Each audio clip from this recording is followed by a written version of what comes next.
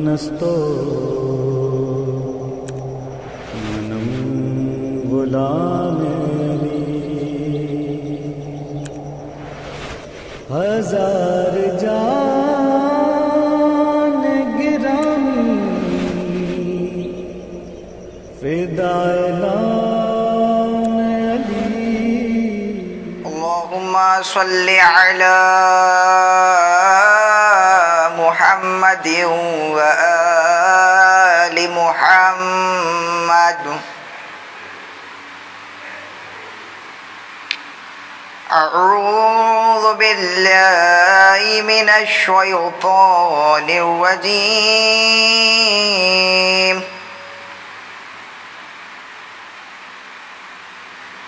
بسم الله الرحمن الرحيم.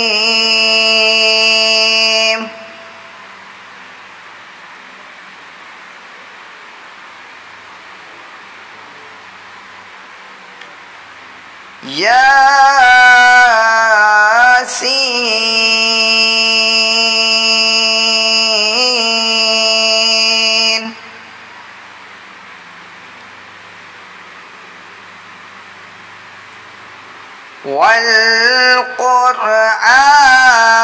والقرآن الحكيم.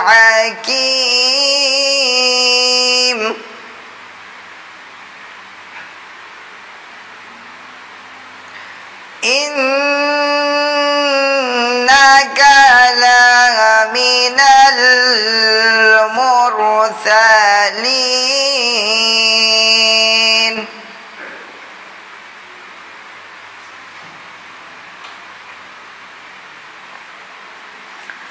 على صراط مستقيم تنزيل العزيز الرحيم.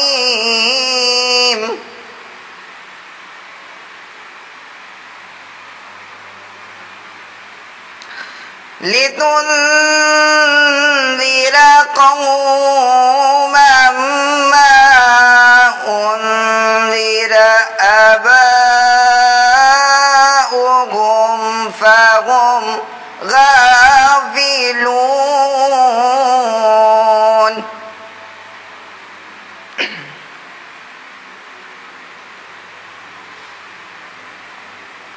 لقد حق القول على أكثرهم فهم لا يؤمنون.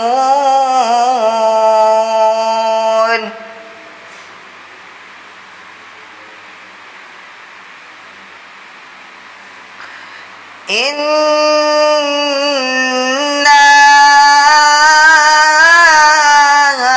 جعلنا في أعناقهم أغلالا فهي إلى الأذقان فهم مقمحون.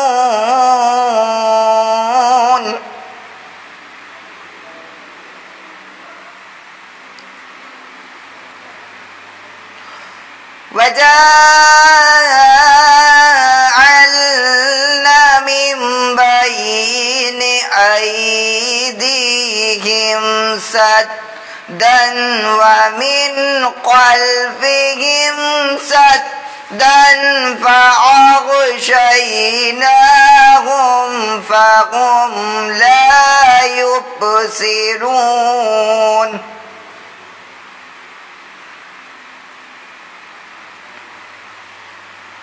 سواء عليهم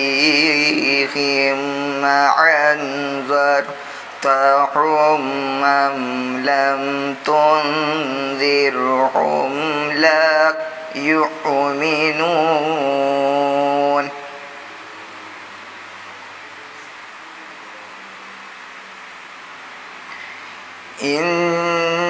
إنما تنذر من اتبع الذكر وخشي الرحمن بالغيب فبشره بمغفرة وأجر كريم.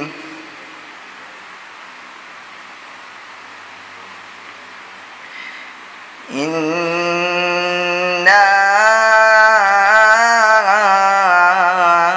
نحن نحيي الموتى ونكتب ما قدموا وآثارهم وكل شيء أحصيناه في إمام مبين.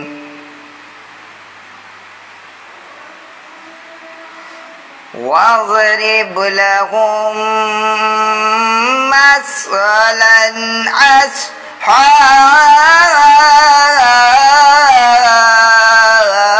أصحاب القرية إذا جاءها المرسلون.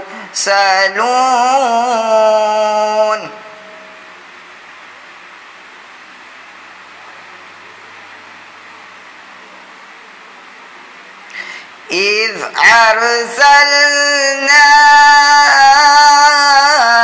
إليهم اثنين فكذبوهما فعزنا بثلاث فقالوا إنا إليكم مرسلون.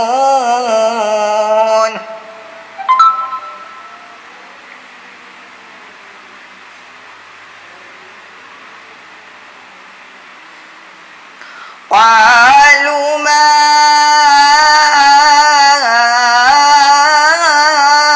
أنتم إلا بشر مثلنا وما أنزل الرحمن من شيء إن أنتم إلا تكذبون.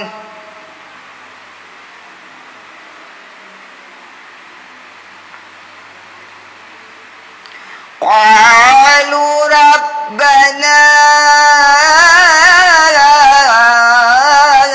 يعلم إنا إليكم لمرسلون.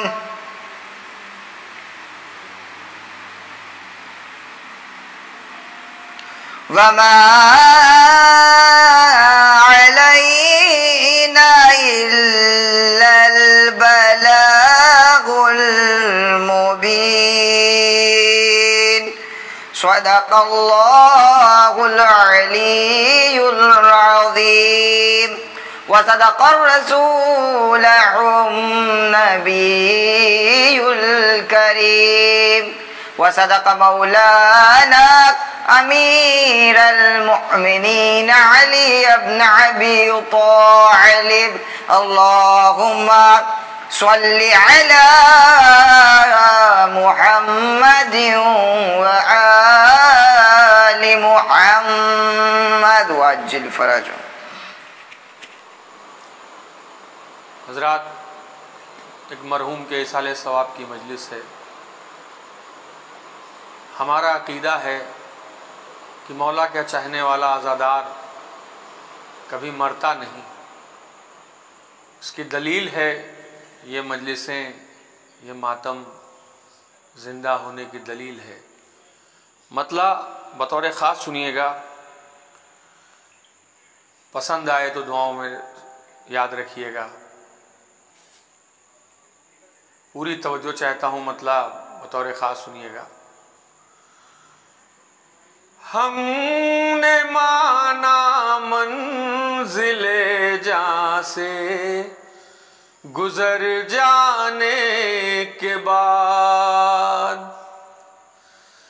ہم نے مانا منزل جاں سے گزر جانے کے بعد جلا دیتی ہے مر جانے کے بعد، الفت سرور جلا دیتی ہے مر جانے کے بعد، تو کیا بساط فوج روکے گی جری کا راستہ، کیا بساط فوج روکے گی جری کا راستہ، شیر قابو میں نہیں آتا بپھر جانے کے بعد، شیر قابو میں نہیں آتا بپھر جانے کے بعد۔ ایک مطلع ایک شعر اور ایسے ہی قبر کی منزل میں سماعت فرمائیں، ذیل میں سماعت فرمائیں۔ دربار ہے وہ صرف جناب امیر کا، دربار ہے وہ صرف جناب امیر کا، کاسا جہاں پہ بھرتا ہے ہر ایک فقیر کا، دربار ہے وہ صرف جناب امیر کا۔ اور یہ شعر بطور خاص سنیے گا۔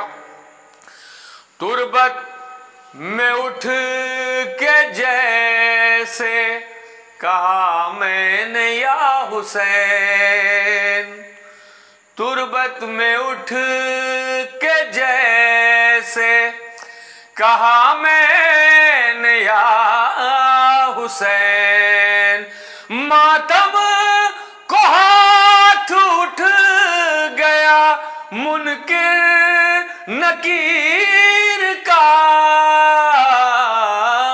دربار ہے وہ صرف جناب امیر کا۔ ایک صلوات بھیجیں مل جل کے حضرات، اللہم صلی علی محمد وآل محمد۔ منقبت کے چند اشعار سماعت فرمائیں۔ کوئی عنوان اگر سجدہ شہ پر ہوگا، یہ مصرع ہوا تھا ابھی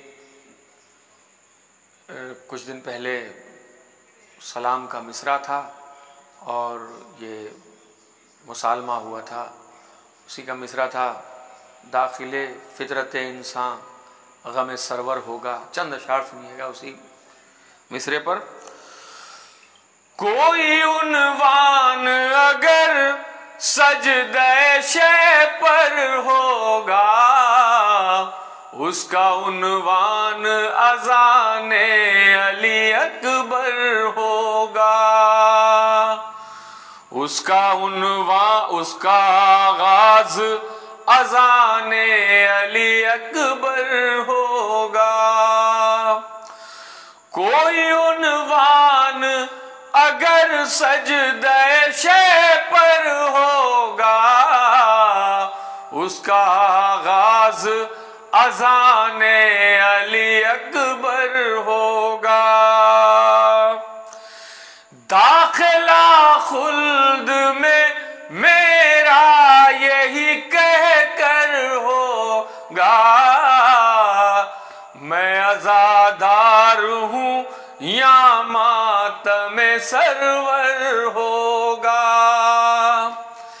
داخلہ خلد میں میرا یہی کہہ کر ہوگا، میں عزادار ہوں یا ماتم سرور ہوگا۔ اور شعر بطور خاص سنیں حضرات۔ چہرے جون وہ سورج ہے جو چھپ سکتا نہیں، چہرہ جان وہ سورج ہے جو چھپ سکتا نہیں، لاکھ بادل میں رہے پھر بھی منور ہوگا، لاکھ بادل میں رہے پھر بھی منور ہوگا۔ اور ہرملا تو نہ سمجھ لینا کہ یہ اصغر ہے، ہرملا تو نہ سمجھ لینا کہ یہ اصغر ہے، 6 مہینے کا تیرے سامنے حیدر ہوگا، 6 مہینے کا تیرے سامنے حیدر ہوگا۔ اور یہ بھی شعر بطور خاص سماعت فرمائیں گے۔ منزل صبر میں اصغر بھی ہے پیاسے ورنہ، منزل صبر میں اصغر بھی ہے پیاسے ورنہ، نہر کیا چیز ہے ٹھوکر میں سمندر ہوگا، نہر کیا چیز ہے ٹھوکر میں سمندر ہوگا۔ اور ہے یقین مجھ کو، مرحوم کے ایصال ثواب کی مجلس سے بطور خاص سنیے گا اس شعر کو، ہے یقین مجھ کو یہ عشق غم سرور کے چراغ، ہے یقین مجھ کو یہ عشق غم سرور کا چراغ، ایک میرے گھر میں تو ایک قبر کے اندر ہوگا، ایک میرے گھر میں تو ایک قبر کے اندر ہوگا۔ آخری کے 2 شعر بطور خاص سنیے گا۔ کس سر جھکانا میری فطرت میں نہیں، سن لے یزید، بزبان امام بطور خاص یہ شعر سنیے گا۔ سر جھکانا میری فطرت میں نہیں، سن لے یزید، نو کے نئے کٹ کے نیزے کی بلندی پا میرا سر ہوگا، کٹ کے نیزے کی بلندی پا میرا سر ہوگا۔ آخری شعر پوری توجہ چاہتا ہوں۔ بو پسینے کی بدل دی جو دعائے شے نے، بو پسینے کی بدل دی جو دعائے شے نے، جون محشر میں بھی خوشبو سے معطر ہوگا، ایک میرے گھر میں تو ایک قبر کے اندر کی ازاں کی ابتدا یوں عابد دلگیر نے طوق نے ماتم کیا، نوحہ پڑا زنجیر نے،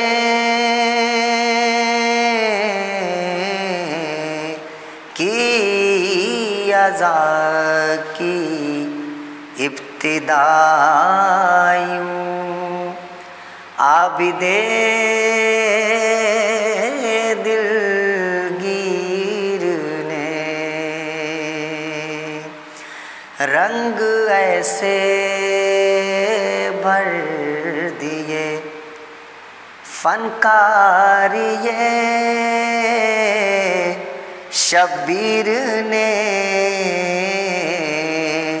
رنگ ایسے بھر دیے، فنکاری شبیر نے عکس پھیلائے 72 ایک ہی تصویر نے،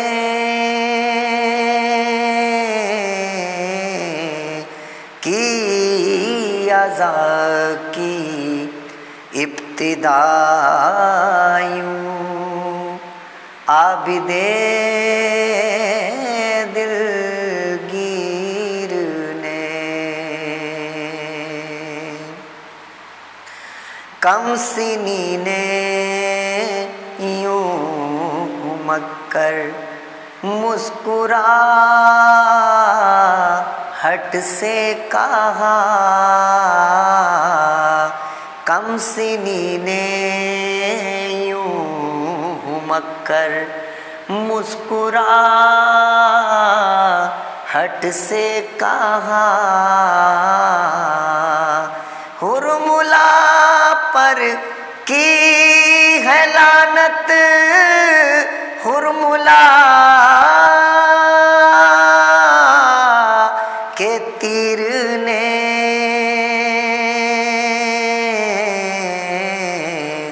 کی ازاں کی ابتدا یوں عابد دلگیر نے، حرملائی سے زیادہ ہے نہیں تیری بساط، حرملائی سے زیادہ ہے نہیں تیری بساط، کہ کہاں ہنس کر لگایا اصغر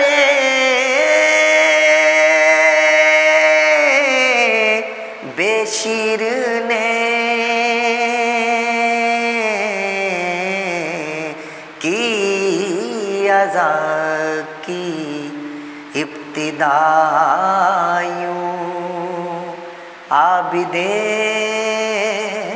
دلگیر نے، شام کی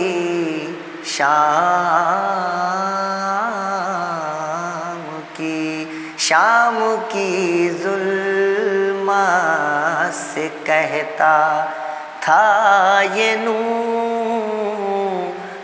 سروری،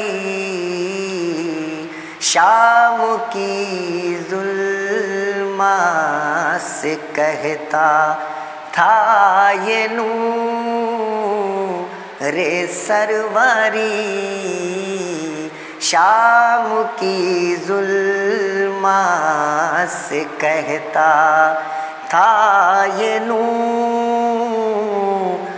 سروری، حر کو دوزخ سے نکالا شاہ کی تنویر نے، کی ازاں کی ابتدا یوں عابد دلگیر نے، قبر اصغر جب مکمل کر چکی ہے ذوالفقار، قبر اصغر جب مکمل کر چکی اے ذوالفقار، خدا حافظ کہا روتی ہوئی شمشیر نے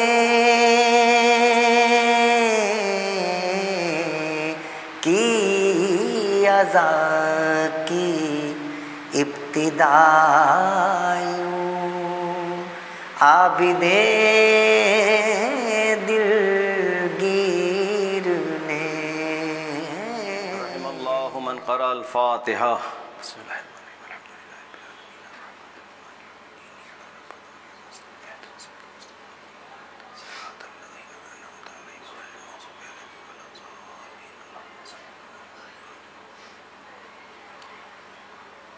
لا حول ولا قوة الا باللہ العلی العظیم. اعوذ باللہ من الشیطان الرجیم. بسم اللہ الرحمن الرحیم. الحمد للہ رب العالمین والصلاة والسلام علی اشرف الانبیاء والمرسلین سیدنا و نبینا بالقاسم محمد. اللہم صلی علی محمد وعلى آل بیتہ الطیبین الطاہرین المعصومین المظلومین المنتجبین المنتخبین الذین اذهب اللہ عنہم الرجس وطہرهم تطہیرا. اللہم صلی علی محمد. اما بعد فقد قال اللہ سبحانہ وتعالی فی کتابہ الکریم. بسم اللہ الرحمن الرحیم. یا ایہا الذین آمنوا اطیعوا اللہ واطیعوا الرسول واولی الامر منکم. صلوات بھیجے محمد و آل محمد. اللہم صلی اللہ محمد و آل محمد. عزیزان گرامی، سورہ نساء میں پروردگار عالم آیت نمبر 59 میں یہ فرما رہا ہے کہ اے ایمان لانے والوں، اطاعت کرو اللہ کی اور رسول کی، اور تم میں سے جو اولی الامر ہیں ان کی اطاعت کرو. اطاعت اور فرما برداری یہ وہی چیز ہے، اطاعت اور فرما برداری کی، جس سے انسان کی ارتقاء روحانی ہوتی ہے اور ارتقاء اس کا بلند رتبہ اس کا بلند ہوتا ہے. عزیزان گرامی، انسان کیونکہ خطاؤں کا مجموعہ ہے، اور شیطان نے جب اس کو جنت سے نکالا گیا تو اس نے یہ دھمکی دی تھی، ایک طرح سے چیلنج کیا تھا، لَأُزَيِّنَنَّ لَهُمْ وَلَأَمُرَنَّهُمْ. یعنی کتنے اس نے چیلنج کیے تھے کہ پروردگار تو مجھے نکال رہا ہے جنت سے، میں دنیا کو انسان کے لیے مزین کر دوں گا، خوبصورت بنا دوں گا، اور اس کے لیے صراط مستقیم پر میں بیٹھ جاؤں گا. لَأَقْعُدَنَّ لَهُمْ صِرَاطَكَ الْمُسْتَقِيمَ. میں صراط مستقیم پر بیٹھ جاؤں گا. وَلَأُزَيِّنَنَّ لَهُمْ. اور ان کے لیے دنیا کو مزین اور خوبصورت بنا دوں گا.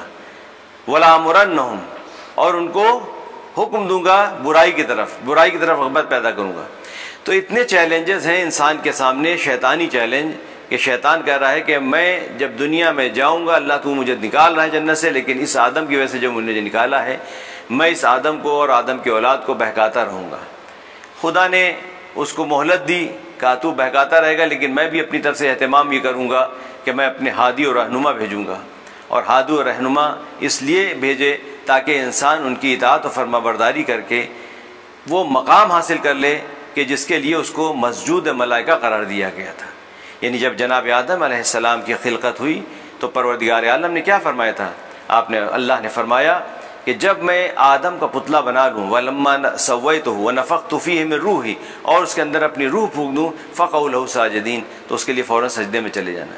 تو انسان کے اندر دو چیزیں ہیں، ایک ہے اس کا جسم جو مادی ہے، جو کہ دنیا سے عناصر اکٹھا کر کے بنایا گیا ہے، یعنی آگ، پانی، مٹی اور ہوا، یہ چار عناصر جس سے انسان کی مادی شکل قرار پائی ہے. اور ایک اس کی روح ہے کہ جس کا تعلق جب جسم سے ہوتا ہے تو اس کے اندر حرکت، اس کے اندر بولنے کی طاقت، اس کے اندر سوچنے سمجھنے کی طاقت، اس کے اندر کام انجام دینے کی طاقت پیدا ہوتی ہے. اور انسان پھر حرکت کر سکتا ہے، اٹھ بیٹھ سکتا ہے، بول سکتا ہے، اپنے کام کو انجام دے سکتا ہے. لہٰذا ان دو چیزوں سے مل کر انسان بنا ہے. اب عزیزان گرامی، کیونکہ انسان کی خلقت دو چیزوں سے ہے، ایک ہے مادہ اور ایک ہے روح. مادہ کیونکہ زمین سے تعلق رکھتا ہے، مادہ کیونکہ دنیا سے تعلق رکھتا ہے، لہٰذا دنیا اسی لیے دنیا کہی گئی کیونکہ پست ہے. وہ دنیا کو اس لیے دنیا کہا جاتا ہے کیونکہ پستی کا نام دنیا ہے. لہذا جب انسان پستی کی طرف دنیا سے رغبت پیدا کرتا ہے تو وہ پستی کی طرف جاتا ہے، جب مال و زر سے اس کو محبت پیدا ہوتی ہے تو وہ پستی کی طرف جاتا ہے، جب اس کو دولت سے پیار ہو جاتا ہے، جب اس کو جاہ و مقام سے پیار ہو جاتا ہے تو وہ پستی کی طرف جاتا ہے۔ لہذا انسان کو اس سے محبت اور رغبت پیدا کرنے کے لیے نہیں کہا گیا ہے، کہا کہ تم دنیا میں جاؤ، دنیا میں تمہارے لیے ہم تم کو مکان دے رہے ہیں، دنیا میں رہنے کے لیے تم کو جگہ دے رہے ہیں۔ پروردگار عالم نے انسان کو اس دنیا میں اپنا خلیفہ و جانشین بنا کر بھیجا ہے، دنیا کے لیے خلق کیا انسان کو، لیکن اس لیے نہیں کہ ہمیشہ دنیا میں رہے۔ اسی دنیا سے انسان کو اپنی آخرت سنوارنا ہے، اسی دنیا سے انسان کو اپنی آخرت بنانا ہے، اسی دنیا سے انسان کو اپنے آخرت میں محل و جنتیں بنانا ہے۔ لہٰذا اس دنیا کو اللہ نے ہمیشہ رہنے کے لیے جگہ نہیں بنایا، ہمیشہ کی جائے گاہ نہیں بنایا، بلکہ انسان کو اس دنیا میں کچھ عرصے کے لیے بھیجا ہے تاکہ اس دنیا میں وہ کام انجام دے کہ جس سے وہ آخرت بنا سکے۔ جیسے کہ مولا متقیان ارشاد فرماتے ہیں الدنیا مزرعۃ الآخرہ، دنیا آخرت کی کھیتی ہے، یعنی جو بوگے وہی کاٹو گے۔ دنیا میں ہم کو موقع دیا گیا ہے کہ ہم جو دنیا میں کام کریں گے، جو دنیا میں کمائیں گے، جو دنیا میں افعال انجام دیں گے، جو کام انجام دیں گے، چاہے وہ اچھے ہو چاہے برے، ان سب کا صلہ ہم کو آخرت میں ملے گا۔ چاہے اچھے کام انجام دیے تو اس کی جزا ملے گی، اور برے کام خدا نہ کرے گا انجام دیے تو اس کی سزا ملے گی۔ لہٰذا دنیا ہمارے لیے وہ موقع دیا ہے اللہ نے کہ ہم اس میں اپنی آخرت کو بنا سکتے ہیں۔ تو عزیزان گرامی، اس دنیا میں آنے کے بعد انسان دو کام کرتا ہے کہ ایک تو یہ کہ خود اپنے اچھے عمل انجام دیتا ہے، تو ایک وہ ہے کہ جو اس کے لیے اچھے عمل، جیسے نماز پڑھی، اس نے روزہ رکھا، تو اس کے لیے آخرت میں اس کی جزا ملے گی۔ اور کچھ کام وہ ہوتے ہیں کہ جو اس کے صدقہ جاریہ میں شمار ہوتے ہیں۔ صدقہ جاریہ میں یعنی کہ وہ کام جو اس نے دنیا میں انجام دیے ہیں فلاح بشر کے لیے، انسانوں کے فائدے کے لیے، مخلوق کے فائدے کے لیے، تو وہ کام جو ہے جب تک وہ چیز باقی رہتی ہے اس کو صدقہ یعنی اس کا ثواب اس کو ملتا رہتا ہے، چاہے اگر مر بھی گیا ہے تو عالم برزخ میں اس کا ثواب اس کو ملتا رہے گا۔ جیسے اگر کسی نے انسان نے کوئی اگر اچھی چیز کی بنیاد رکھی، اسکول کھول دیا، مدرسہ کھول دیا، کوئی درخت لگا دیا، تو یہ جو اس نے ایک نیک کام انجام دیا ہے، مثال کے طور پہ ایک درخت لگایا، آج کل کے حساب سے کہ جیسے گلوبل وارمنگ بڑھ رہی ہے، مثال کے طور پہ اگر ہم نے ایک درخت لگا دیا، تو اب جو درخت لگایا ہے تو اس کی جڑوں سے جو پتوں تک وہ انرجی زمین کی پہنچ رہی ہے، تو پتے جو پیڑ کے درخت کے پتے جو ہیں وہ سبز ہو رہے ہیں، تو یہ ثواب بھی اس کو مل رہا ہے۔ اور ان پتوں سے، ہرے بھرے درخت سے جو انرجی مل رہی ہے، ایٹماسفیئر کو، فضا کو جو آکسیجن مل رہی ہے، لوگوں کو آکسیجن مل رہی ہے، لوگوں کو سایہ مل رہا ہے، لوگوں کو ہوا مل رہی ہے، اور یہ گرمی کو، زمین کی گرمی کو کم کر رہا ہے، یہ سارے ثواب اس کو دیے جائیں گے کیونکہ صدقہ جاریہ ہے۔ جب تک یہ درخت رہے گا اس کا ثواب اس کو پہنچتا رہے گا۔ تو ایک تو یہ کام ہے کہ جو انسان اپنے مرنے کے بعد کا انتظام کر کے جاتا ہے، جس کو سورہ یاسین میں اللہ اس طرح سے ارشاد فرما رہا ہے، سورہ یاسین میں 12 نمبر آیت میں اِنَّا نَحْنُ نُحْيِي الْمَوْتَ وَنَكْتُبُ مَا قَدَّمُوا وَآثَارَهُم، یعنی ہم بے شک ہم ہیں کہ جو ہم مردوں کو زندہ کرتے ہیں۔ اِنَّا نَحْنُ نُحْيِي الْمَوْتَ، موتا یعنی مردوں کو ہم زندہ کرتے ہیں۔ وَنَكْتُبُ مَا قَدَّمُوا وَآثَارَهُم، اور جو کچھ بشر نے انجام دیا ہے اس کو بھی لکھتے جاتے ہیں، وَآثَارَهُم، اور جو ان کے آثار چھوڑ کے وہ مرا ہے وہ آثار بھی ہم لکھتے جاتے ہیں۔ تو عزیزان گرامی، جب انسان مرتا ہے تو اس کے جو اچھے کام ہیں، ایک تو وہ کہ جو اس نے اچھے کام انجام دیے اپنی ذات کے لیے تو اس کا ثواب اس کو ملے گا، لیکن جو صدقہ جاریہ کے عنوان سے اس نے نیک کام انجام دیے تو اس کا مرنے کے بعد بھی برزخ میں وہ ختم نہیں ہوں گے، اس کا ثواب اس کو ملتا رہے گا۔ تو ایک یہ چیز ہے۔ اگر اس نے خدا نہ کرے کسی نے بری چیز کی بنیاد ڈالی ہے تو اس بری چیز کا عقاب بھی اس کو ملتا رہے گا، اور اس میں جو لوگ برائی میں مبتلا ہو رہے ہیں اس برائی کی سزا بھی، وہ لوگ جو مبتلا ہو رہے ہیں ان سب کی سزا بھی اس کو ملتی رہی، کیونکہ اس نے برائی کی بنیاد ڈالی ہے۔ لہٰذا اگر اچھائی کی بنیاد ڈالی ہے تو اگر اچھائی کی بنیاد ڈالی ہے تو اس سے جو لوگ فائدہ اٹھا رہے ہیں، ایک مدرسے یا دانشگاہ، ایک یونیورسٹی کی بنیاد ڈالی ہے، اسکول کی بنیاد ڈالی ہے، تو جو لوگ تعلیم حاصل کر رہے ہیں تو اس سے لوگ جو بہرہ مند ہو رہے ہیں تو اس کا ثواب بھی ملتا رہے گا۔ اور اگر کسی نے کوئی گناہ کا اڈا کھول دیا ہے، گناہ کا ایک مرکز بنا دیا ہے، تو اس سے جو لوگ گناہ گار ہو رہے ہیں اس کی سزا بھی اس کو ملتی رہی ہے۔ ایک تو یہ ہے۔ دوسرا یہ کہ دیکھیں انسان جو ہے مرنے کے بعد بھی اس کے لیے اللہ نے، یہ اللہ کا لطف ہے، اس کا رحم و کرم ہے کہ اس نے مرنے کے بعد بھی گنجائش رکھی ہے کہ انسان اپنے کو تکامل کی منزل تک لے جائے، یعنی کہ اس کا کمال جو رک نہیں جاتا بلکہ وہ آگے بھی اور حاصل کر سکتا ہے۔ ایک تو ایک اس نے ثواب جاریہ کے طور پہ انجام دیا خود سے۔ دوسرا یہ کہ جو اس کے وارث ہیں وہ اگر کوئی اچھا کام اس کے لیے انجام دیتے ہیں تو اس کے لیے ایک حدیث ہے، میں حدیث آپ کے سامنے پڑھتا ہوں، اس میں جو رسول خدا صلی اللہ علیہ وسلم کی حدیث ہے، آپ فرماتے ہیں کہ من المیت فی القبر الا کالغریق، کہ میت جو قبر میں ہے وہ سوائے غرق ہونے والے کے اور کچھ نہیں، یعنی کہ جیسے انسان غرق ہو رہا ہوتا ہے تو اس کی کیا کیفیت ہوتی ہے، جیسے انسان غرق ہو رہا ہوتا ہے اس کی کیفیت ہوتی ہے، وہ چاہتا ہے کہ بس ہم کو تنکے کا بھی سہارا مل جائے، ہم بچ جائیں، اس کی نگاہیں حسرت بھری نگاہیں ہر طرف ڈھونڈ رہی ہوتی ہے کوئی سہارا مل جائے، بس رسول خدا صلی اللہ علیہ وآلہ وسلم فرماتے ہیں کہ میت کون ہے، فی القبر، قبر میں میت کی کیا کیفیت ہے، الا کالغریق، گویا کہ وہ غریق یعنی ڈوبنے والے کی جیسی اس کی کیفیت ہے کہ وہ اپنا سہارا ڈھونڈ رہا ہے، یعنی چشم حسرت اس کی لگی ہوئی ہے، کوئی ہم کو بچا لے یا کوئی ہم کو کار خیر ہم کو بھیج دے۔ اب یہاں پر اگر کوئی اس کے لیے استغفار کرتا ہے یا دعائے خیر کرتا ہے تو کانت احب الیہ من الدنیا وما فیہا، تو یہ جو دعا اس کے لیے کر رہے ہیں، اس کے مرنے کے بعد جو اس کے ورثہ اس کے لیے کار خیر انجام دے رہے ہیں، اس کے لیے دعا کر رہے ہیں، تو یہ دعا کرنا، یہ استغفار کرنا اس کے لیے تمام دنیا کی نعمتوں سے جو کچھ بھی اس دنیا میں ہے سب سے زیادہ بہتر ہے اس کے لیے، یعنی اتنے حد تک وہ محتاج ہو جاتا ہے مرنے کے بعد کہ اب اس کے پاس کوئی اب وہ خود کچھ انجام نہیں دے سکتا، لہذا ورثہ کو جو اس کے لیے ایصال ثواب کرتے رہتے ہیں تو وہ اس کے پاس پہنچتا رہتا ہے۔ اور شاید یہی وجہ رہی ہو کہ نماز شب میں جو ہم استغفار کرتے ہیں 40 مومنوں کے لیے، نماز شب کی جو برکت رکھی گئی ہے کہ نماز شب پڑھنے والا دنیا میں بھی کامیاب ہوگا، آخرت میں بھی کامیاب ہوگا اور دنیا بھی اس کی سنور جائے گی، بہت سے فائدے نماز شب کے ہیں، تو من جملہ فائدے یہی ہیں اس کے کہ دنیا میں بھی اس کو کامیابی ملے گی، آخرت میں بھی کامیابی ملے گی، دنیا بھی سنور جائے گی، آخرت بھی سنور جائے گی۔ تو شاید اس کی ایک یہ وجہ یہ بھی ہو کہ جو وہ استغفار کر رہا ہے 40 مومنوں کے لیے، کیونکہ دعا جو قنوت میں پڑھی جاتی ہے نماز شب میں، اس میں 40 مومنوں کے لیے استغفار کی دعا ہے کہ استغفار کریں ان کے لیے، پروردگار اس فلاں مومن کو بخش دے، فلاں مومن کو بخش دے جو کہ اس وقت دنیا میں نہیں ہے، تو 40 مومنوں کے لیے جو ہم استغفار کرتے ہیں تو یہ استغفار خالی نہیں جاتا، جب یہ استغفار اور دعا ہم جو مرے ہوئے انسان کے لیے کرتے ہیں تو وہ پلٹ کر جب ہمارے لیے دعا کرتا ہے تو اس مرحوم کی دعا ہماری زندگی کو سنوار دیتی ہے اور آخرت کو بھی سنوار دیتی ہے۔ ہو سکتا ہے کہ یہ وجہ رہی ہو۔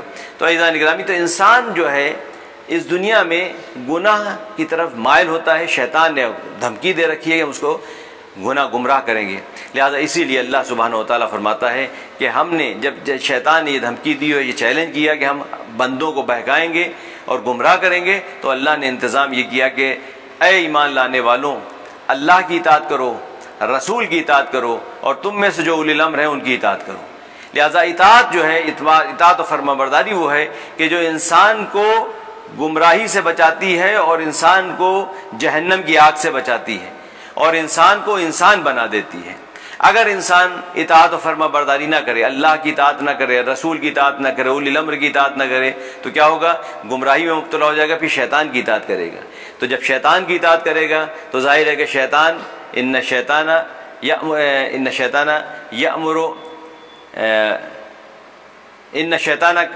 کان للانسان عدو مبین، کہ شیطان جو ہے انسان کے لیے دشمن ہے، کھلا ہوا دشمن ہے۔ ان الشیطان ینزغ بینکم، شیطان جو ہے وہ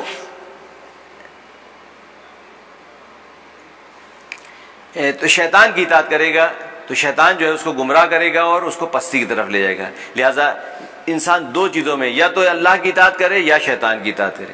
اگر اللہ کی اطاعت کرے گا تو اس کو کمالات ملیں گے، اللہ کی اطاعت کرے گا تو انسان بن جائے گا، اللہ کی اطاعت کرے گا تو انسان اس مقصد کو، اس مقام کو پالے گا جس کے لیے اللہ نے ملائکہ کو سجدہ کرایا، ملائکہ کو آدم کا سجدہ کرایا تھا۔ تو عزیزان گرامی، انسان اپنے کمالات تک تبھی پہنچتا ہے، یعنی انسان اپنے کمالات کو، انسانی مقام کو تب پاتا ہے کہ جب اللہ کی اطاعت کرتا ہے۔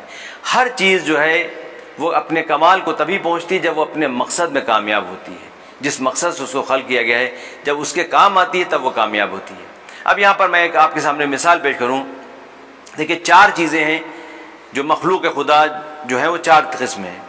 ایک تو جمادات میں اس کا شمار ہوتا ہے، ایک مخلوق وہ ہے کہ جو جمادات میں شمار ہوتی ہے، ایک مخلوق وہ ہے کہ جو نباتات میں شمار کیا جاتا ہے جس کو، ایک مخلوق وہ ہے کہ جو حیوانات کہلاتی ہے، اور چوتھی مخلوق وہ ہے کہ جو انسان کہلاتی ہے۔ یعنی مخلوق ہے خدا، یعنی کریشن جتنا بھی ہے اللہ نے جو بنایا ہے وہ ان 4 چیزوں سے باہر نہیں ہے. یا تو اس کا شمار جمادات میں ہوگا، یعنی پتھر اور مٹی وغیرہ میں ہوگا کہ جن کے اندر نہ کوئی حرکت پائی جاتی ہے، نہ ان کے اندر کوئی رشد پایا جاتا ہے، نہ ان کے اندر کوئی سوچنے سمجھنے کی صلاحیت پائی جاتی ہے. تو پتھر ہے، جہاں پہ رکھا ہے وہیں پہ رکھا رہے گا. آپ 10 سال 20 سال بعد بھی آ کے دیکھیں گے تو وہیں پر رکھا رہے گا، کیونکہ اس کے اندر نہ کوئی احساس ہے نہ کوئی حرکت ہے. تو یہ جمادات ہے. دوسری قسم جو ہے مخلوق کی وہ ہے نباتات، کہ جس میں نشو و نما پایا جاتا ہے، جس کے اندر احساس پایا جاتا ہے لیکن عقل نہیں پائی جاتی. احساس درخت جیسے، اس کی مثال یعنی درخت ہے. درخت میں نشو و نما ہے، یعنی بڑھتا ہے، پودا لگائیے اور بڑھ کے درخت تیار بن کے درخت بن جائے گا، لیکن اس کے اندر کوئی تعقل اور فکر اور بولنے کی صلاحیت نہیں ہے. تو یہ دوسری چیز ہے نباتات جو مخلوق ہے. تیسری مخلوق وہ ہے کہ جس کو ہم حیوانات کہتے ہیں. تو حیوانات کیا ہے کہ جن کے اندر حرکت بھی پائی جاتی ہے، یعنی اپنی جگہ سے حرکت بھی کر سکتے ہیں. نباتات میں حرکت نہیں ہے، وہ اپنی جگہ پر ہے. نباتات کے بعد جو حیوانات ہیں وہ اپنی جگہ سے حرکت بھی کر سکتے ہیں، ایک جگہ سے دوسری جگہ جا سکتے ہیں، اور ان کے اندر نشو و نما بھی پایا جاتا ہے، لیکن ان کے اندر عقل نہیں ہے. تو یہ تیسری قسم ہے جو مخلوق میں آتی ہے. تو جمادات، نباتات اور حیوانات. اور چوتھی مخلوق ہے انسان، کہ جس کو اللہ نے احساس بھی دیا ہے، نشو و نما بھی دیا ہے، اور اس کے اندر سوچنے سمجھنے کی صلاحیت بھی اس کو عقل کے زیور سے آراستہ کیا ہے. تو اعزاز نگرامی یہ 4 مخلوق ہیں. اب یہ 4 مخلوق اپنے کمال تک تبھی پہنچتی ہیں جب اپنے مافوق کے کام آتی ہیں. جب جمادات میں یعنی زمین ہموار ہوتی ہے اور زمین کے اندر پودا لگایا جاتا ہے، تو یہ زمین کب کامیاب ہوتی ہے، اپنے کمال کو پہنچتی ہے؟ جب اس کے اندر جو پودا ہم نے بیج بویا ہے وہ امانت کے ساتھ رکھتا ہے، اس کو پودے کی شکل دے کر درخت بنا دیتا ہے، تب یہ جمادات اپنے کمال تک پہنچتا ہے. جب یہ نباتات یعنی درخت اور پھل اور یہ جتنی بھی سبزیاں ہیں، یہ جتنی بھی نباتات ہیں جن کو شمار کیا جاتا ہے، نباتات میں ان کا شمار کیا جاتا ہے، یہ سب چیزیں جب حیوانات کے کام آتی ہیں تب یہ حیوان اپنے کمال کو پہنچتا ہے، یہ نباتات اپنے کمال کو پہنچتی ہیں. جب یہ حیوان انسان کے کام آتا ہے اور یہ نباتات انسان کے کام آتی ہیں، یعنی جو اپنے مافوق کے کام آ جائے وہ کمال تک پہنچتا ہے. اب یہ جتنی بھی چیزیں ہیں اللہ نے جمادات کو، حیوانات کو، نباتات کو، سب کو، جس کو بھی پیدا کیا ہے سب انسان کے لیے پیدا کیا ہے. اور انسان کو اللہ نے اشرف المخلوقات بنایا ہے، یعنی تمام کائنات میں سب سے بہترین خلقت کون ہے؟ انسان ہے. جب انسان سب سے بہترین خلقت ہے تو اس کو ہر چیز پر فوقیت حاصل ہے، یعنی ہے جمادات پر بھی، ہے نباتات پر بھی، حیوانات پر بھی، سب پر فوقیت حاصل ہے. اور ان سب کا کمال یہ ہے کہ انسان کے کام آئے. یعنی اگر جمادات یعنی زمین، پتھر، پہاڑ، یہ جتنی بھی چیزیں اگر انسان کے کام آتی ہیں تو اپنے کمال کو پہنچ جاتی ہیں. نباتات اگر انسان کے کام آتا ہے تو اپنے کمال کو پہنچ جاتا ہے. حیوانات اگر انسان کے کام آتا ہے تو اپنے کمال کو پہنچ جاتا ہے، یعنی جس لیے ان کی خلقت ہوئی ہے وہ اپنے مقصد کو پا لیتی ہیں. عزیزان گرامی، جب انسان کے لیے سب چیزیں خلق ہوئی ہیں، تمام کائنات کو اللہ نے انسان کے لیے خلق کیا ہے، تو ہر چیز کا کمال تب ہوگا کہ جب وہ انسان کے کام آئے. اب انسان کا کمال کیا ہے؟ انسان اپنے کمال کو کب پہنچے گا؟ انسان اپنی ترقی اور اس انسانی مقام کو، اپنے اس رشد کو کب پائے گا کہ جس کے لیے اللہ نے ملائکہ کو اس کا سجدہ کرایا ہے؟ وہ تب ہوگا ممکن کہ جب وہ اللہ کے کام آئے. کیونکہ ایک حدیث قدسی میں ارشاد ہوتا ہے، پروردگار عالم ارشاد فرما رہا ہے، یا عبدی خلقت الاشیاء لاجلک وخلقتک لاجلی، اے بندے میرے، ہم نے تمام چیزوں کو تمہارے لیے خلق کیا ہے، یعنی پوری کائنات کے اوپر تمہارا تصرف رکھا ہے، ساری کائنات تمہارے اختیار میں دے رکھی ہے، تمہارے لیے خلق کی ہے، اور ہر چیز کو تمہارے لیے خلق کیا ہے، تجھے اپنے لیے خلق کیا ہے. تو ہر چیز کا کمال یہ ہے کہ انسان کے کام آئے، اور انسان کا کمال یہ ہے کہ وہ اللہ کے کام آئے. لہٰذا قرآن میں جس طرح سے ارشاد ہوا ہے کہ وما خلقت الجن والانس الا لیعبدون، ہم نے انسان کو اور جنوں کو نہیں خلق کیا مگر یہ کہ وہ عبادت کریں. تو جب عبادت کرتا ہے بشر تب وہ اپنے کمال نہائی کو پہنچتا ہے، تب اپنے کمال کو پہنچتا ہے کہ جہاں پر انسان کو مسجود ملائکہ قرار دیا ہے. تو یہ روحانیت جب انسان کے اندر پروان چڑھتی ہے تو اس مادے کے اندر وہ کیفیت پیدا ہو جاتی ہے کہ پھر مادہ نہیں رہتا بلکہ ایک انرجی بن جاتا ہے. مادہ نہیں رہتا بلکہ روحانی طاقت اس میں پیدا ہو جاتی ہے. مادہ نہیں رہتا، زمین سے اس کا تعلق نہیں رہتا بلکہ وہ فضاؤں میں سفر کرنے لگتا ہے. عزیزان گرامی، جب انسان اپنے پروردگار کی اطاعت کرتا ہے، فرما برداری کرتا ہے، تب وہ کمال کو اپنے پا لیتا ہے اور وہ لائق ہوتا ہے اس بات کا کہ اس کو انسان کہا جائے، جب وہ انسان اس مقام تک پہنچتا ہے۔ تو عزیزان گرامی، اللہ نے اطاعت کو اسی لیے رکھا ہے کہ اطاعت کرو اللہ کی اور رسول کی، اور تم میں سے جو اولی الامر ہیں۔ اس کا مطلب یہ ہے کہ کوئی نہ کوئی ہر زمانے میں اللہ کا ایک ولی موجود ہے کہ جس کی اطاعت ہم سب پر فرض ہے۔ اللہ کی اطاعت فرض ہے اور اللہ کے بعد رسول کی اطاعت فرض ہے۔ تو رسول کی اطاعت اس لیے کیونکہ اللہ کی اطاعت اور رسول کی اطاعت میں کوئی فرق نہیں ہے۔ رسول کی اطاعت بھی وہی ہے کہ جو اللہ کی اطاعت ہے۔ اللہ بھی ہم کو نیکی کی طرف دعوت دے رہا ہے، برائیوں سے روک رہا ہے، اور رسول بھی ہم کو نیکی کی طرف دعوت دے رہے ہیں اور برائیوں سے روک رہے ہیں۔ یہی وجہ ہے کہ جو قرآن میں کہا گیا ہے، یا ایھا الذین آمنوا استجیبوا للہ وللرسول اذا دعاکم لما یحییکم، اے ایمان لانے والوں، اللہ اور اس کے رسول کی دعوت پر لبیک کہو۔ یا ایھا الذین آمنوا استجیبوا للہ وللرسول اذا دعاکم لما یحییکم، کہ جب وہ تم کو بلائیں تمہاری حیات کی طرف، لما یحییکم جو تمہارے لیے حیات ہے، یعنی پیغام الہی اور پیغام رسول حیات ہے، زندگی ہے۔ تو اللہ کا پیغام اور رسول کا پیغام حیات اور زندگی ہے، ان کی دعوت پر لبیک کرنا چاہیے، ان کی اطاعت ضروری ہے۔ تو جب جیسے رسول کی اطاعت ہے اللہ کی اطاعت، ویسے ہی اللہ کی اطاعت اور رسول کی اطاعت ایک ہے، مساوی ہے۔ اور اس کے بعد اولی الامر جو ہیں، تم میں سے جو اولی الامر ہے، یعنی ہم میں کوئی اولی الامر ہے جو ہر زمانے میں موجود ہے، جو جس کی اطاعت ہم سب پر فرض ہے، کہ جو آج ہمارے زمانے میں 12ویں امام جو پردہ غیب میں ہیں، ان کی اطاعت ہم پر فرض ہے، کیونکہ وہ ہمارے ولی ہیں، سرپرست ہیں، اور ہمارا معائنہ کر رہے ہیں، ہمارے اعمال کو دیکھ رہے ہیں، اور ہمارے اعمال ان کے سامنے پیش کیے جاتے ہیں۔ لہٰذا ہمارے اوپر فرض ہے کہ ہم جیسے محمد کی اطاعت واجب ہے، اسی طرح علی کی اطاعت واجب ہے، اسی طرح حسن کی اطاعت واجب ہے، اسی طرح حسین کی اطاعت واجب ہے، اولی الامر کی اطاعت واجب ہے، کہ جو ہمارے اوپر اللہ نے ولی اور سرپرست بنائے ہیں۔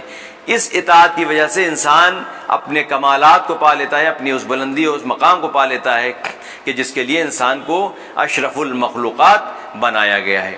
تو عزیزان گرامی، اطاعت و فرما برداری، شیطان نے یہ کہا ہے کہ ہم تیرے راستے پر بیٹھ جائیں گے، لاقعدن لهم صراطک المستقیم ولآمرنہم ولأزیننہم ولآمرنہم، اور اس کے بعد کہتا ہے ولا تجد اکثرہم شاکرین، تو اپنے اکثر بندوں کو شکر گزار نہ پائے گا، یعنی زیادہ تر بندے جو ہیں تیرے گمراہ ہو جائیں گے اور ناشکری کریں گے۔ لیکن شیطان اس بات کو کہتا ہے کہ الا عبادک منہم المخلصین، تیرے مخلص بندوں کو میں نہیں بہکا پاؤں گا۔ عزیزان گرامی، جب انسان گناہ کرتا ہے تو وہ توبہ کے دروازے اس کے لیے اللہ نے کھول رکھے ہیں، کہ اگر انسان توبہ کرے تو اللہ اس کو معاف بھی کر دیتا ہے۔ بڑا رحیم و کریم ہے پروردگار، اس نے اگر اطاعت کے لیے کہا ہے، اور انسان اگر گمراہ ہوتا ہے، گناہ کرتا ہے، تو گناہ کرنے کے لیے اس کو جو ہے اس کو توبہ کا موقع بھی دیا ہے۔ وہ ارحم الراحمین ہے، وہ اپنے کو پہچانواتا ہے کہ میں ارحم الراحمین ہوں، اور رحمت کا تقاضا یہ ہے کہ اس نے انسان کو توبہ کا موقع دیا ہے۔ دیکھیے، انسان کے اوپر 2 فرشتے معین کیے ہیں، ایک منکر اور ایک نکیر۔ دونوں کا کام ہے کہ ایک اس کی اچھائیاں لکھتا ہے، ایک اس کی برائیاں لکھتا ہے۔ دیکھ کتنا پاک پروردگار ہے، اور کتنا رحیم پروردگار ہے کہ جس نے اپنے بندوں کو شیطانی جال سے بچانے کے لیے اور اس کی جنت فراہم کرنے کے، اس کے لیے جنت کے راستے فراہم کرنے کے لیے، اس کی عاقبت سدھارنے کے لیے کیا کیا اس نے طریقے اختیار کیے ہیں، اور کتنی مہلت دی، کتنے موقع فراہم کیے ہیں۔ انسان کے 2 فرشتے جو کہا جاتا ہے کہ 2 فرشتے ہیں، ایک منکر اور ایک نکیر، ایک اس کی اچھائیاں لکھتا ہے، ایک اس کی برائیاں لکھتا ہے۔ اب لطف الہی یہ دیکھیے کہ اللہ نے فرمایا کہ اگر انسان کوئی اچھے کام کی نیت کر لے تو یہ داہنی طرف والے فرشتوں کو حکم دیا ہے کہ اگر اچھے کام کی کوئی نیت کر لے تو اس نیک کام کو لکھ لیا جائے، لیکن اگر اس نے انجام نہیں دیا تو اس کی نیت کے اوپر اس کام کو لکھ لیا جائے، اور اگر اس نے اس کام کو انجام دے دیا تو اس کام کو صرف ایک بار نہیں بلکہ 10 بار لکھا جائے، یعنی اس کی اس نیکی کو 10 بار لکھا جائے، 10 ثواب اس کو دیے جائیں اس نیکی پر۔ اور اگر کسی نے برا کام کرنے کی نیت کی ہے تو برے کام کی نیت سے اس کے اوپر اس کی نیت نہیں لکھی جائے گی، یہ اس کا لطف ہے۔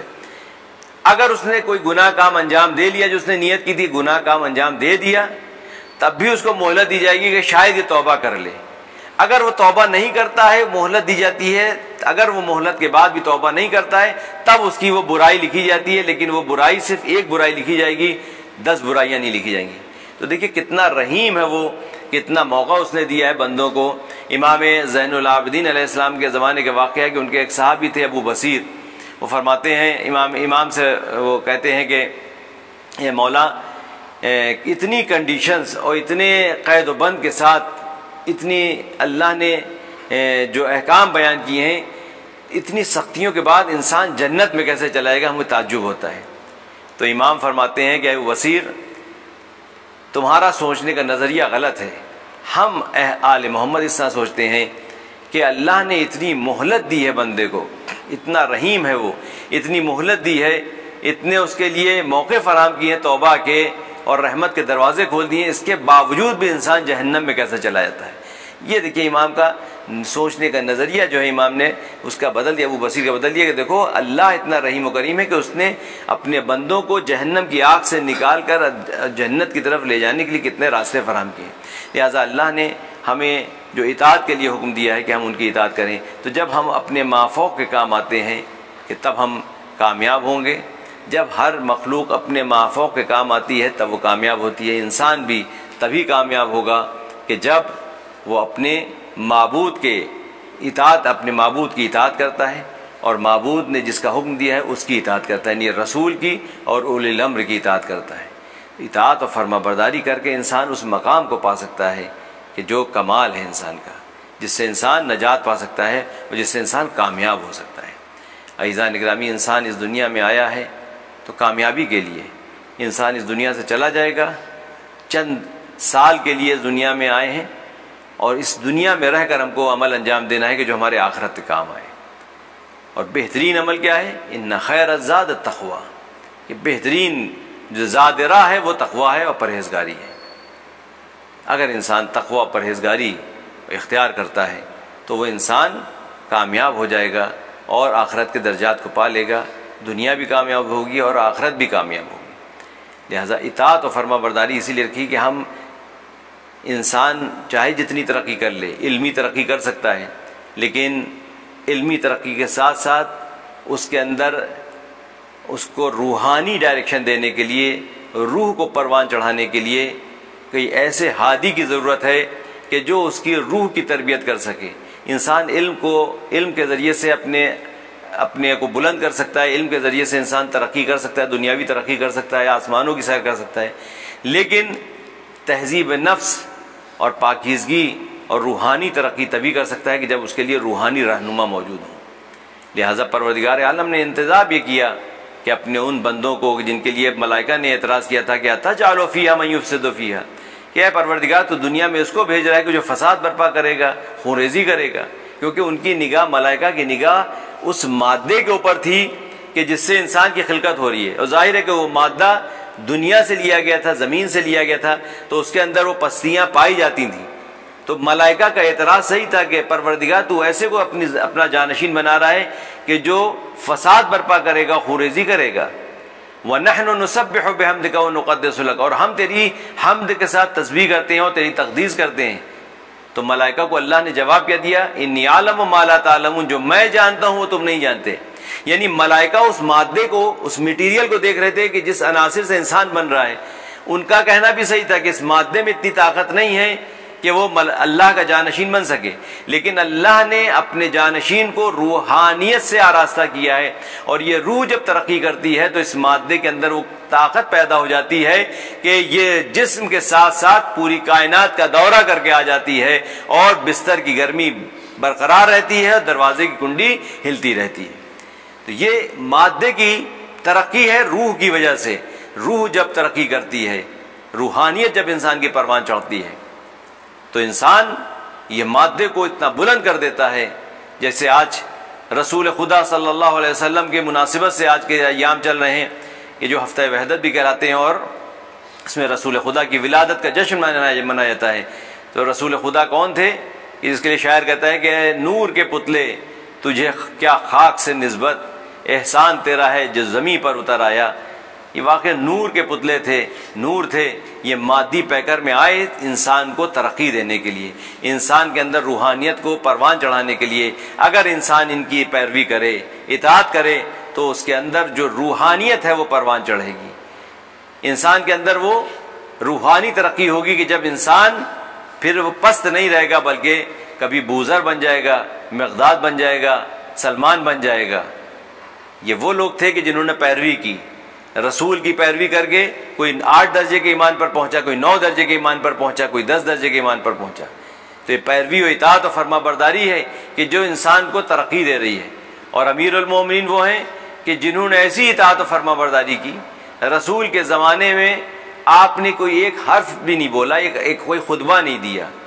یہ مولائے متقیان کی اطاعت و فرما برداری ہے کہ جب تک رسول زندہ رہے آپ نے کوئی خطبہ ارشاد نہیں فرمایا، کوئی قول آپ کا نہیں ملتا ہے، کوئی آپ نے مشورہ نہیں دیا۔ یہ اطاعت محض تھی، یعنی رسول کے لیے مطیع و فرما بردار اس طرح سے تھے کہ جو رسول کہتے تھے وہ بغیر کسی چون چرا کے، بغیر کوئی سوال کیے ہوئے آپ اس کے اوپر عمل کرتے تھے۔ یہ بھی نہیں پوچھتے تھے کہ یہ آخر میں کیوں کروں، یہ کیوں کا سوال ہی نہیں ہوتا، کیونکہ جب اطاعت ہوتی ہے تو وہاں پر کیوں نہیں ہوتا، اطاعت میں سوال نہیں ہوتا، بلکہ آنکھ بند کر کے اطاعت کی جاتی ہے۔ رسول خدا جا رہے ہیں اور اپنے بستر پر علی کو سلا رہے ہیں، تو مولا نے یہ نہیں کہا کہ کیوں لیٹوں، بلکہ آپ نے سوال یہ کیا کہ مولا اگر میں آپ کے بستر پر لیٹ جاؤں گا تو کیا میرے سو جانے سے آپ کی جان محفوظ ہو جائے گی، آپ کی جان بچ جائے گی؟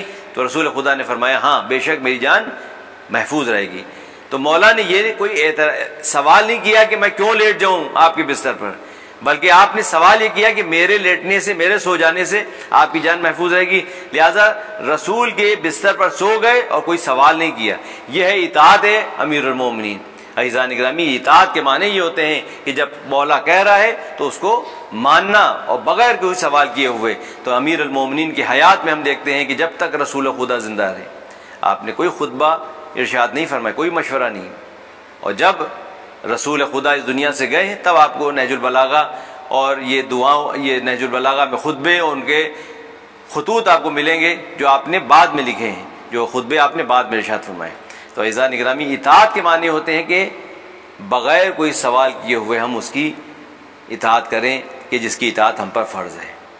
اب کربلا میں آئیے تو کربلا میں ہم دیکھتے ہیں کہ جناب عباس علیہ السلام وہ اس ہستی کا نام ہے کہ جنہوں نے اطاعت و فرما برداری میں کوئی سوال نہیں کیا۔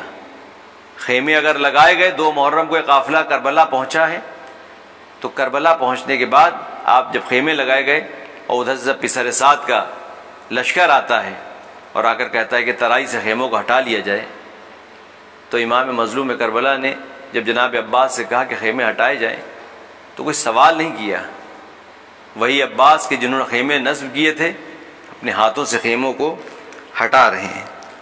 عزیزان گرامی، یہ ہے اطاعت کہ جب جناب عباس نے پانی کے لیے، مشکیزے کے لیے امام حسین علیہ السلام نے جب کہا کہ عباس پانی کا انتظام کر دو، تو جناب عباس نے یہ نہیں کہا کہ مولا میں تو لشکر کا علامدار ہوں، میں تو محافظ ہوں، میں تو سپہ سالار ہوں، میرا کام کچھ اور ہے، لیکن امام جناب عباس نے بغیر کوئی سوال کیے ہوئے مشکیزہ اٹھائی اور پانی لینے کے لیے چلے گئے۔ ہاں عزیزان گرامی، یہ ہے اطاعت عباس۔ کیوں نہ ہو کہ جس کی ماں نے اس طرح سے تربیت کی ہو کہ بیٹا عباس دیکھو، جب میں اس گھر میں آئی تھی تو اس گھر میں فاطمہ کی کنیز بن کر آئی تھی۔ جب جناب عباس کی والدہ کا یہ عالم ہے کہ جب آپ ام البنین امیر المومنین علیہ السلام کے بیت الشرف میں آئی ہیں تو اپنے بچوں سے کہتی ہیں کہ مجھے فاطمہ کے نام سے نہ پکارنا۔ مولا سے کہتی ہیں کہ آپ مجھے فاطمہ کے نام سے نہ پکاریے گا۔ کہا کیا بات ہے، کیوں؟ کہا اس لیے کہ کیونکہ میں نہیں چاہتی کہ حسن حسین کو اپنی ماں یاد آ جائیں، کیونکہ ان کا نام فاطمہ تھا، کہیں میرا نام سن کر ان کو اپنی ماں نہ یاد آ جائے۔ عزیزان گرامی، یہ وہ فاطمہ بنت الاسد، یہ وہ فاطمہ ہیں، ام البنین ہیں، کہ جن کو ام البنین اس لیے کہا جاتا ہے کیونکہ آپ بچوں کی ماں کہلاتی تھیں۔ ام البنین یعنی بچوں کی ماں۔ آپ کی جو اولاد تھیں وہ 4 اولاد، جناب عباس جن میں سب سے بڑے بھائی تھے۔ جب جناب عباس علیہ السلام کی ولادت ہوئی ہے تو جناب عباس کو جناب زینب نے اپنی آغوش میں لیا اور آ کر جناب ام البنین کی خدمت میں آتی ہیں اور آ کے کہتی ہیں کہ آپ نے اس کا نام کیا رکھا ہے؟ تو ام البنین فرماتی ہیں کہ میں اس کا نام نہیں رکھ سکتی جب تک مولا موجود ہیں، امیر المومنین وہ اس کا نام تجویز کریں گے۔ تو ام البنین کہتی ہیں کہ مولا سے میں مولا امیر المومنین وہ اس کا نام تجویز کریں۔ جناب زینب لے کر جاتی ہیں اس بچے کو اور جا کر امیر المومنین کی خدمت میں پوچھتے ہیں کہ اے بابا اس کا کیا نام رکھا ہے؟ تو جناب امیر المومنین فرماتے ہیں کہ اس کا نام عباس ہے اور یہ قمر بنی ہاشم ہے۔ ہاں عزیزان گرامی، جب قمر بنی ہاشم لقب مولا نے دیا اور جب جناب زینب پلٹ کر آئیں تو جناب ام البنین سے جب یہ ماجرا بیان کیا کہ اس کا نام عباس تجویز کیا ہے امیر المومنین نے، میرے بابا نے، اور اس کو لقب قمر بنی ہاشم کا دیا ہے، تو ام البنین کہتی ہیں کہ میرا خواب سچ ہو گیا۔ کیا خواب دیکھا تھا؟ کہتی ہیں کہ جب ہماری شادی نہیں ہوئی تھی امیر المومنین سے، میں نے خواب یہ دیکھا تھا کہ آسمان سے ایک چاند اترتا ہے اور میری آغوش میں آ جاتا ہے، اور اس کے بعد پے در پے 3 ستارے میری آغوش میں آ جاتے ہیں۔ میں نے جب بیدار ہو کے اپنے ماں سے پوچھا اس کی تعبیر کیا ہوگی، تو میری ماں نے تعبیر یہ دی تھی کہ بیٹی تمہاری شادی عرب کے کوئی بڑے انسان سے ہوگی، بڑے سردار سے ہوگی، اور اس کے بعد اللہ تم کو 4 اولاد دے گا کہ جس میں پہلی اولاد جو ہوگی وہ قمر ہوگی۔ عزیزان گرامی، جناب ام البنین کہتی میرا خواب سچ ہو گیا، کیونکہ میں نے یہ خواب دیکھا تھا کہ پہلا بیٹا جو ہے وہ جو قمر آیا تھا میری آغوش میں آیا تھا، تو جناب امیر نے اس بچے کا نام اور اس کا لقب جو ہے وہ قمر بنی ہاشم رکھا۔ ہاں عزیزان گرامی، جب جناب امیر المومنین صاحب جناب عباس کو اپنی آغوش میں لیتے تھے تو اس سے پیار محبت سے دیکھتے تھے، اس کے بعد اس کے ہاتھوں کا بوسہ لیتے تھے۔ جناب ام البنین فرماتی ہیں اور دیکھتی ہیں امیر المومنین جو گریا کر رہے ہیں، گریا کرتے آ رہے ہیں اور ہاتھوں کا بوسہ لے رہے ہیں، تو ام البنین فرماتی ہیں کہ کیا بات ہے میرے آقا، میرے سرتاج، کیا بات ہے کہ آپ گریا کیوں کر رہے ہیں اور بچے کے ہاتھوں کا بوسہ کیوں لے رہے ہیں؟ تو فرماتے ہیں کہ یہ وہی بچہ ہے کہ جس کے ہاتھ کربلا کے میدان میں کاٹ دیے جائیں گے، یا اپنے آقا حسین کے اوپر اپنی جان نثار کرے گا۔ عزیزان گرامی، جناب زینب کو بڑی تمنا تھی، جناب زینب کو بڑی ڈھارس تھی کہ میرا عباس جیسا بھائی ہے۔ ہاں عزیزان گرامی، جب جناب عباس گئے ہیں، اطاعت کا یہ عالم ہے کہ حسین نے کہا کہ ان بچوں کے لیے پانی کی کوئی سبیل کر دو، تو جناب عباس پانی کے لیے مشکیزہ کو اٹھاتے ہیں اور لے کر جا رہے ہیں، اتنے میں جناب سکینہ کی نگاہ پڑ جاتی ہے۔ جناب سکینہ دیکھتی ہیں کہ میرا چچا پانی لینے جا رہا ہے، تو بس جناب عباس کو جب دیکھتی ہیں کہ میرا چچا پانی لینے جا رہا ہے تو بچوں کو اطمینان دلاتی ہیں کہ اب گھبراؤ نہیں، اب تمہاری پیاس ختم ہو جائے گی، اب تمہاری پیاس بجھ جائے گی، کیونکہ میرا چچا پانی لینے جا رہا ہے۔ عزیزان گرامی، جناب سکینہ بچوں کو ڈھارس دے رہی ہیں اور بچوں کو اطمینان دلا رہی ہیں۔ اب بچوں کی صدائے اللہ آنا بند ہو گئی، سب کو بھروسہ ہو گیا کہ اب عباس پانی لے کر آئیں گے۔ عزیزوں، جب جناب عباس پانی لے کر لوٹ رہے تھے تو قہر ہو گیا کہ ہر طرف کی فوجیں سمٹ کر آنے لگیں اور نرغے میں گھیر لیتی ہیں، ہر طرف سے وار ہونے لگتے ہیں، کبھی دایاں بازو قلم ہوتا ہے، کبھی بایاں بازو قلم ہوتا ہے۔ عزیزان گرامی، اتنے میں ایک گرز آ کے سر پر پڑتا ہے، ایک تیر آنکھ میں پیوست ہوتا ہے، ایک تیر مشکیزہ میں لگتا ہے، عباس کی ساری تمناؤں پر پانی پھر جاتا ہے۔ اب اپنے رہوار کو موڑ لیتے ہیں، اب خیمے کی طرف نہیں جاتے۔ جناب مظلوم کربلا جب آتے ہیں اس عباس کے پاس اور آ کر آغوش میں عباس کا سر رکھنا چاہتے ہیں، تو جناب عباس اپنا سر زمین پر رکھ لیتے ہیں۔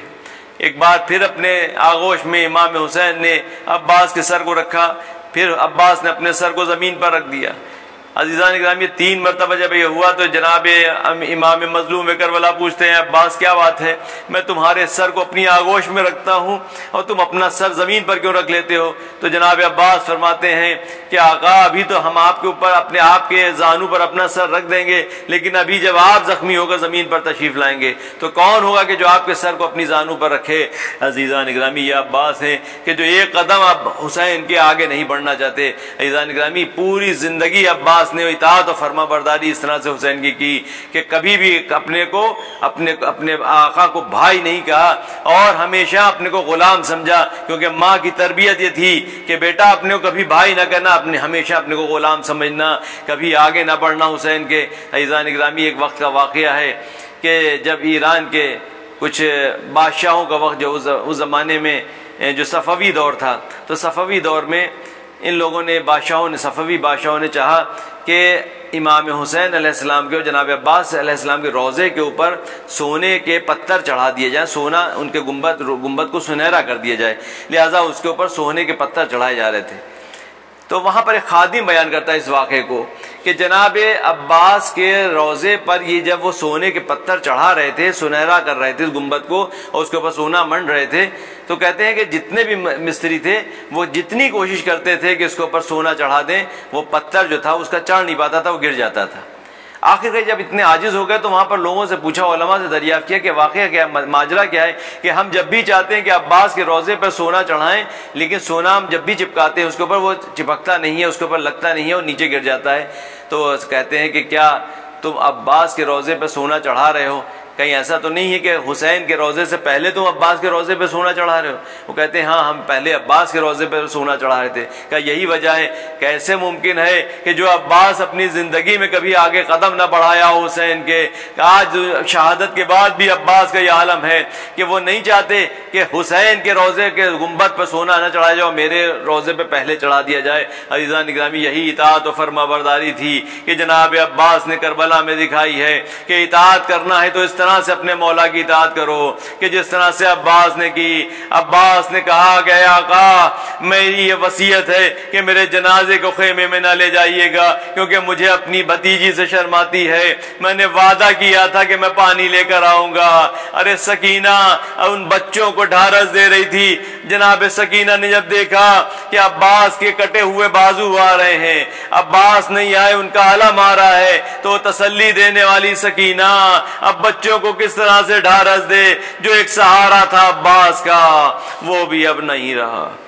الا لعنۃ اللہ علی القوم الظالمین وسيعلم الذين ظلموا أي منقلب ينقلبون والعاقبۃ للمتقین انا للہ وانا الیہ راجعون۔ پروردگار بصدقہ محمد و آل محمد کے ہمارے گناہ کبیرہ و صغیرہ کو بخش دے۔